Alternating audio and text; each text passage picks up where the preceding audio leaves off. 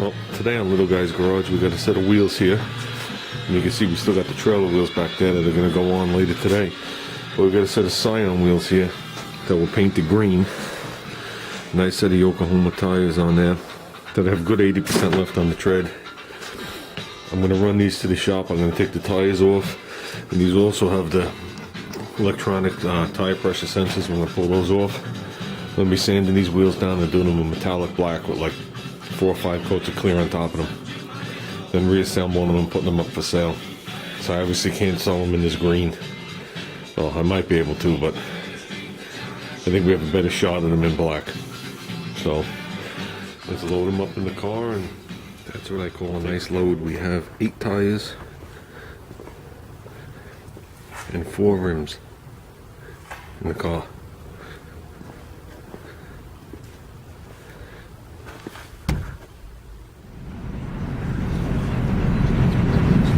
Okay, we got the wheels cleaned. Man, the color of these wheels is putrid. But the wheels cleaned right up. There's only a couple of small little scratches in them, if you want to call it that. There's no rim damage whatsoever to these wheels or the tires. So I got them cleaned up. Today I'm going to go home, I'm going to sand them up, I'll put them in prime, and then tomorrow I'm going to paint them. Like I said, I'm going to do them metallic black, which is definitely a nice color. I've done wheels that before, and then I'll put like 3 or 4 coats of clear on top of them, so it gives them some depth. And to me, that's the perfect resale color, because I'm not using these wheels. They don't fit anything I own. So I wish they did, because they would have looked awesome on my trailer. But well, I got them home. They're all cleaned.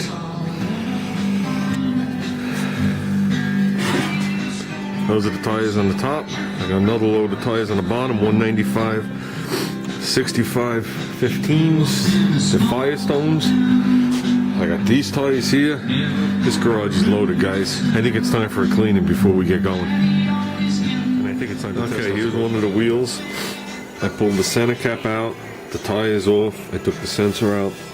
There's 1 or 2 scratches on it. If I was going to keep these wheels, I'd just send them out, have them sandblasted, and paint them. But I'm obviously doing these to resell them. So he didn't do such a bad job with the paint before. I mean, it is a, or I don't know. I don't know if it's supposed to be a gloss. I don't know if it's supposed to be satin. I don't know what it is. But I'm going to take this wheel, I'm going to sand out a couple of scratches in it, and then I'm going to wet sand it down to a 320. And I'll coat it with primer, and tomorrow I'm going to paint it metallic black. Okay. So we got like 15 minutes into this wheel, and it's pretty much sanded with the 320.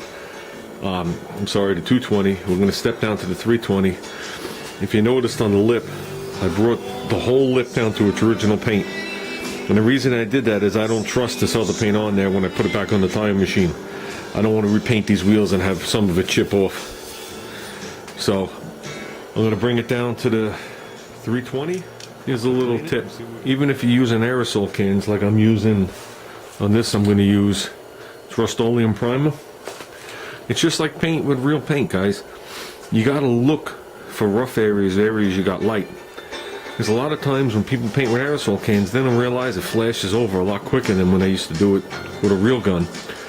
And when you come back around, just take a quick look over and look for areas that are rough and get them now while the paint's still wet and it can flow out. Because you can get a real good paint job out of aerosol cans. It's just, you know, a little trickier, especially when you're doing a big flat panel.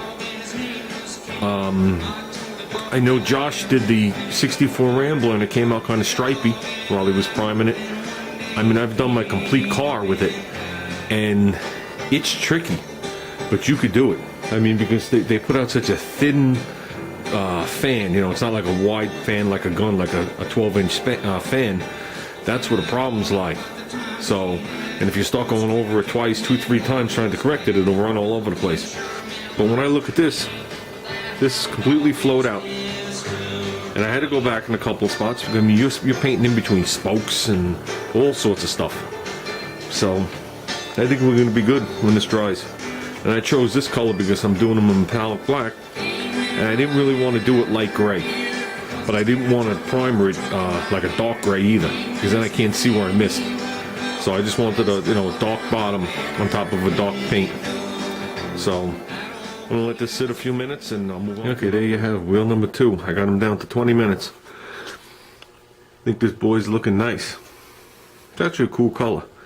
I mean, I debated going bright white or a metallic black. Because both of them the kids like. But I'm gonna go to metallic black because I like the way it looks when it's done with the coat, with the clear on there and the deepness of the paint job. So let's move on to number 3. I'd like to get all 4 of them primed today so I can paint them tomorrow. Well, that's number 3. The music's getting louder. Let's get this last one done and call it a night. Well, that's it. That's number 4. We'll let these things dry overnight. Tomorrow we'll paint them black and clear them, and we'll put them in Mother Nature's heating booth. So tomorrow's supposed to be 55 plus degrees and sunny and not cloudy. So I need a break from this paint as it is. So let's